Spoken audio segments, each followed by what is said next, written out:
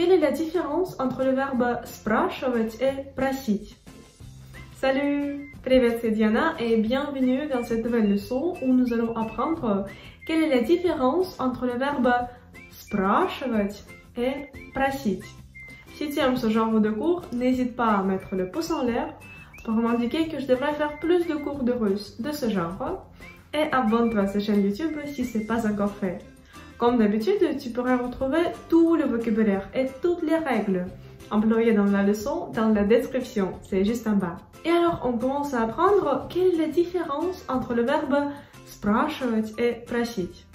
Avant de commencer, j'aimerais remercier les personnes qui soutiennent mon travail par PayPal. Спасибо большое. Grâce à vous, je peux continuer à faire encore plus de cours intéressants de russe sur cette chaîne YouTube. Спасибо большое. Et maintenant, passons à nos verbes.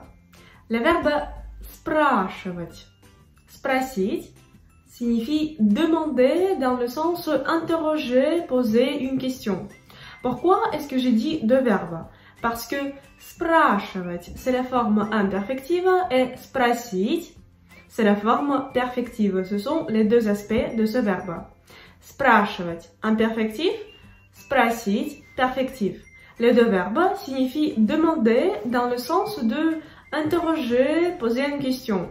Un autre synonyme de ce verbe, c'est задавать, задать вопрос, poser une question. Задавать, c'est imperfectif, задать, perfectif. Задавать, задать вопрос. Вопрос, question. Задать вопрос, c'est poser une question, c'est le synonyme de спрашивать. Спрашивать, c'est demander dans le sens de interroger.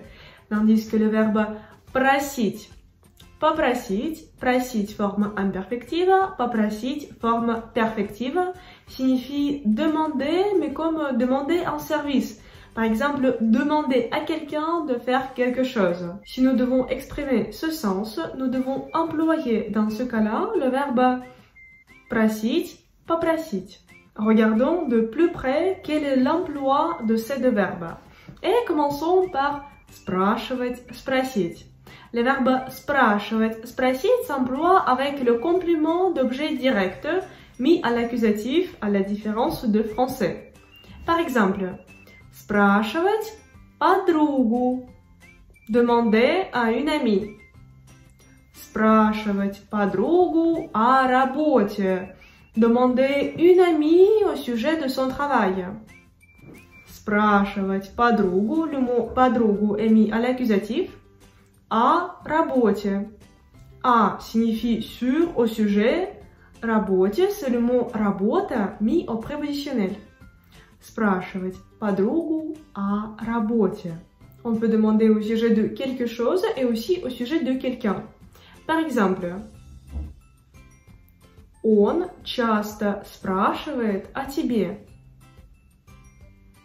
Il se renseigne souvent sur toi. Ou il pose souvent des questions à propos de toi. Он часто спрашивает о тебе. Ici, il est très important de comprendre que la réaction de ce verbe est différente en russe et en français. La réaction, c'est un cas où les prépositions qu'on doit employer après un tel ou tel verbe.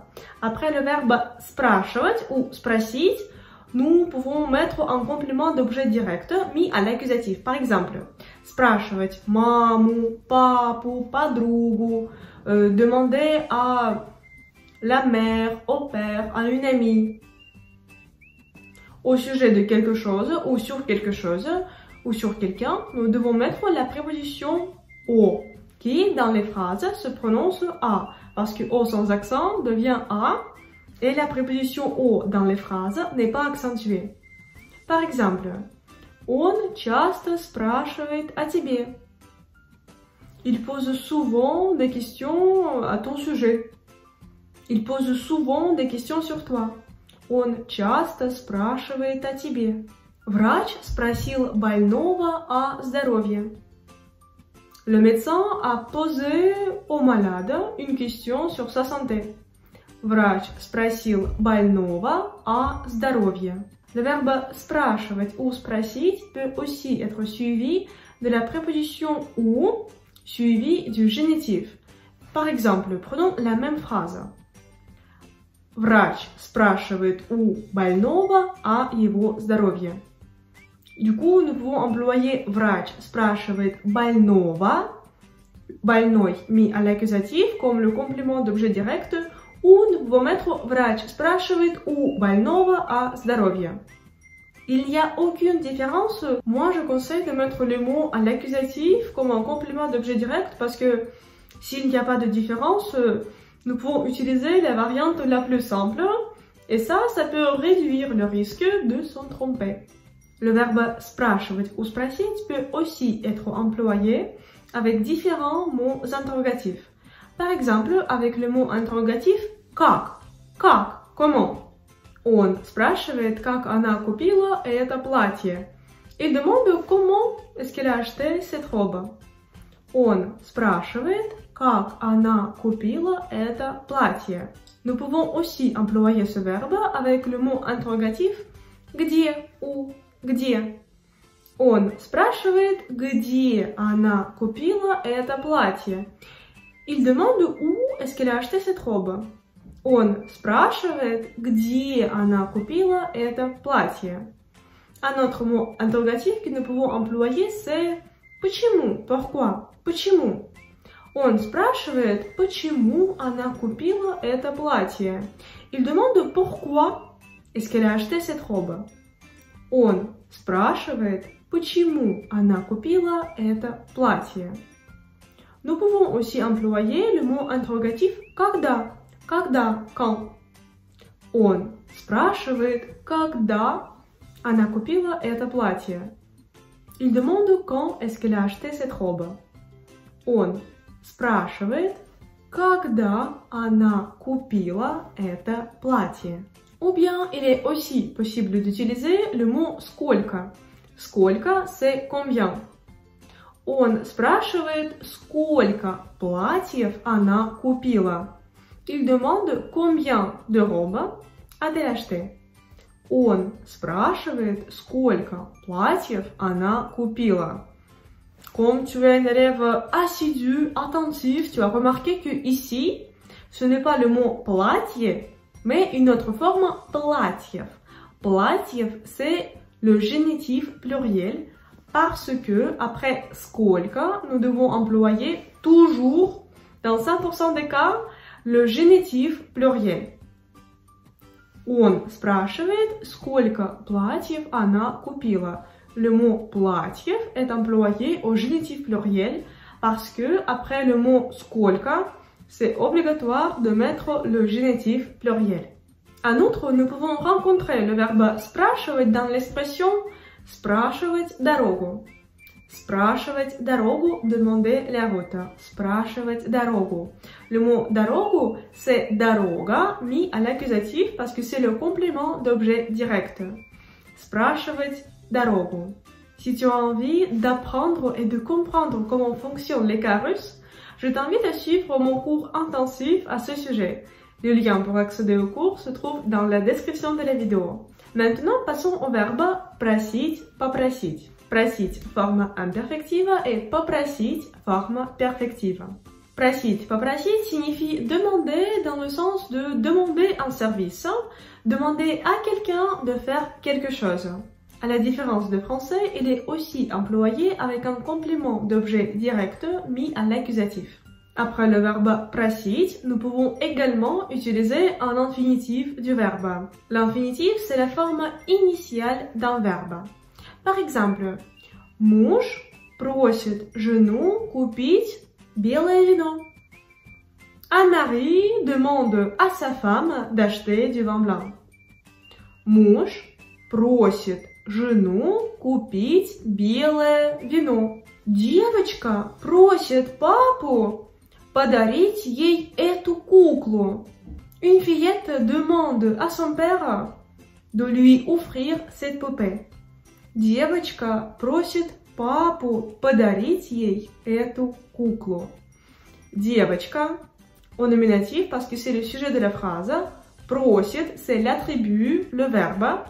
Папу, à son père. Et en russe, c'est папу, le complément d'objet direct, sans préposition et c'est à l'accusatif. Девочка просит папу купить, de faire quelque chose.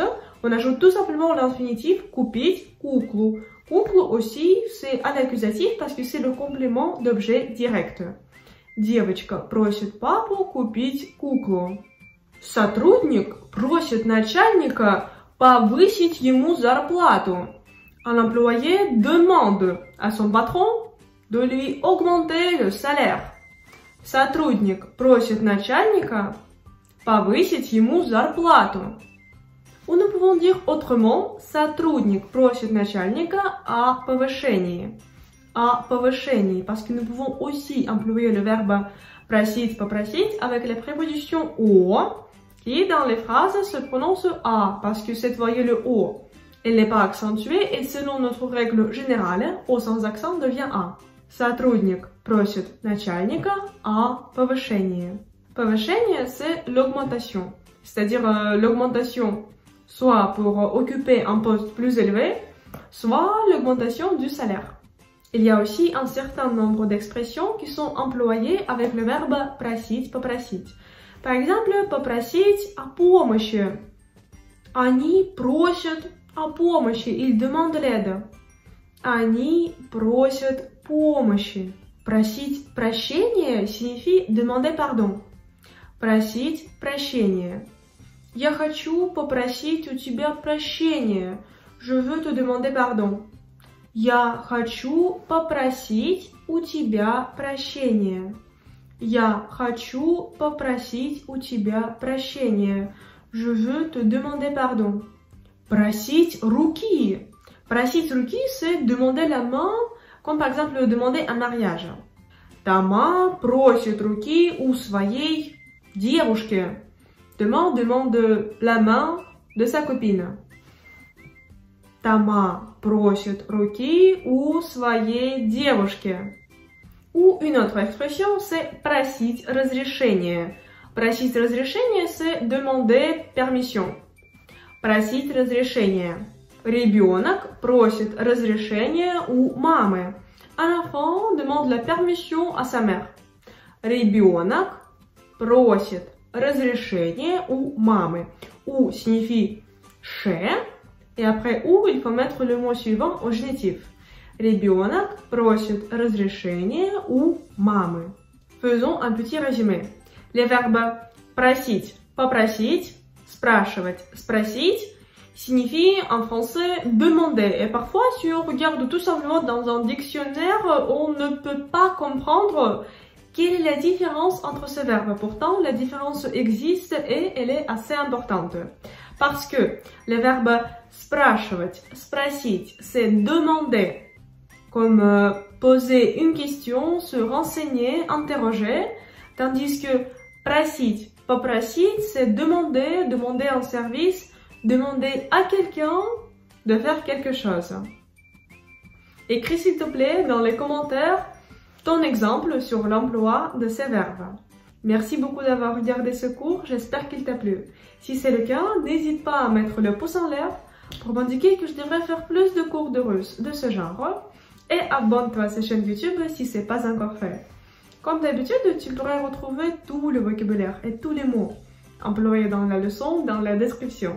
C'est juste en bas. Également dans la description de la vidéo, tu pourrais retrouver les liens pour accéder à mes cours intensifs de russe qui te permettront d'apprendre ma langue natale de façon plus efficace et rapide.